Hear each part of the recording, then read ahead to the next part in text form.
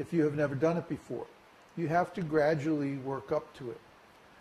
Chanting the holy name, especially if you do it properly, sitting down in yoga position with the beads and chanting loud enough that you can hear and others can hear your chanting. This is actually quite demanding, even physically, what to speak of psychologically. You will find that what happens is your mind will go crazy. Because the mind will say, uh-oh, now I'm not going to be supreme anymore. Now he's chanting the holy name and I'm going to become overwhelmed. And so I better come up with some really freaky stuff that'll get his attention. The mind is used to being the center of attention. See? And talk about like a jealous 13-year-old.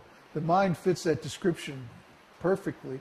And as soon as you begin to concentrate on something transcendental, the mind will attack and try to come up with something, anything, to get your attention away from this holy name. Really what's happening is that your mind is being purified.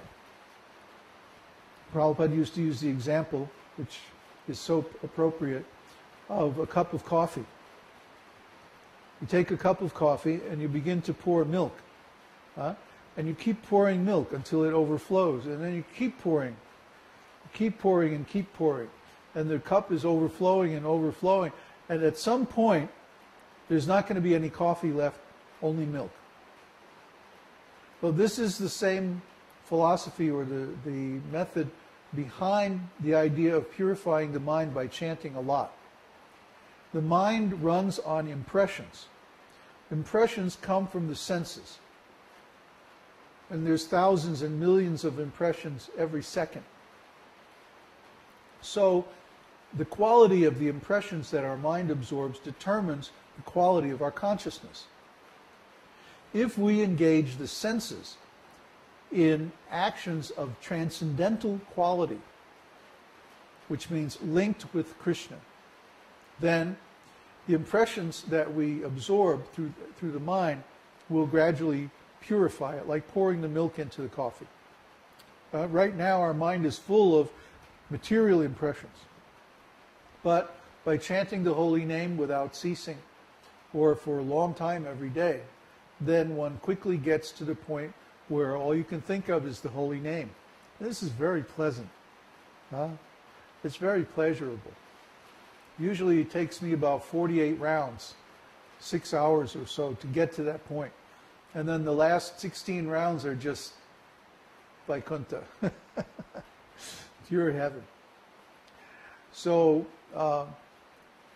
this is very nice. But you can't reach this right away. I heard this story. Actually, I was in India when this happened. That one devotee went to Srila Prabhupada and he said, Haridas Thakur was chanting the holy name 24 hours a day. So I'm so inspired by his example. That's all I want to do, Prabhupada. I just want to sit and chant the holy name. 2 lakhs a day means 128 rounds a day. So Prabhupada said, all right, gave him one cottage, and he sat down in that cottage and started chanting. And within 2 or 3 weeks, he was going crazy. Prabhupada, I can't chant this anymore. I have to go back to what I was doing. He wasn't ready.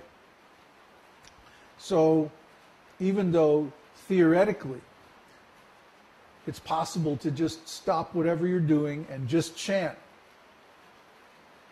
practically, I don't know anybody who can just do that. It takes some time to work up to that.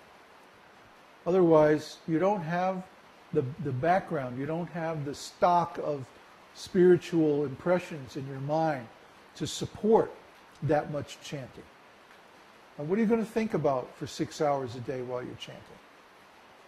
Do you know Krishna's pastimes? Do you know Lord Chaitanya's pastimes? Do you know the Mahabharata? Do you know the Ramayana? Do you know the philosophy of Rasa Tattva? You see? What are you going to think about? Have you read Jaiva Dharma? Have you read Ujjwala Nilamani? Have you read the plays of Jiva Goswami, Rupa Goswami? Nectar of Devotion? Bhagavat Sandarbha? Huh? Harinan Chintamani? You see, what are you going to think about? What are you going to fill your mind with?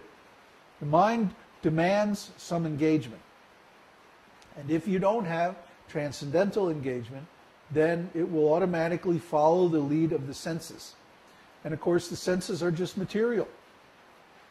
So as soon as we run out of spiritual things to think about, the mind will automatically be attracted to matter. And then we'll be right back where we started. Or even worse, because now we're making offenses to the holy name, thinking about material things while we're chanting.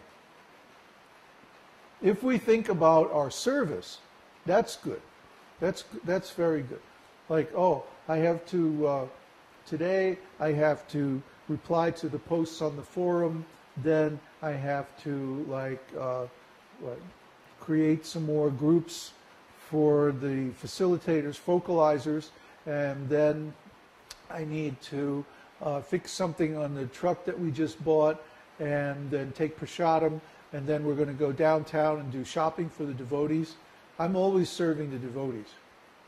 That's my joy in life. Huh? In this material world, there's nothing sweeter than serving the pure devotees who are only engaged in devotional service.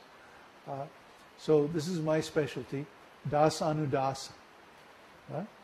Gopi bharata pada kamalayor dasa das anudasa. That we want to serve the devotees who are servants of the servants of the servants of the lotus feet of the gopis. You okay?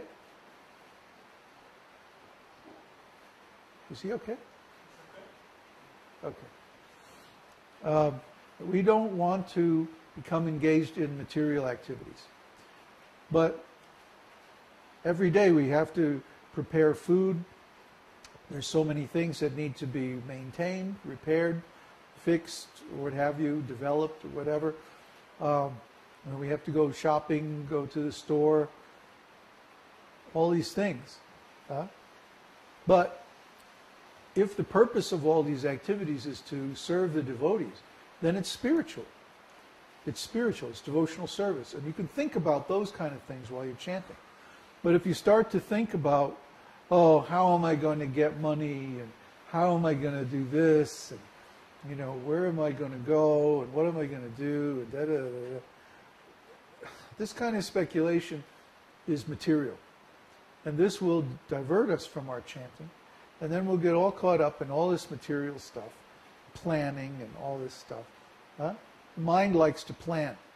The intelligence likes to plan. Somebody said that if you want to make God laugh, tell him about your plan.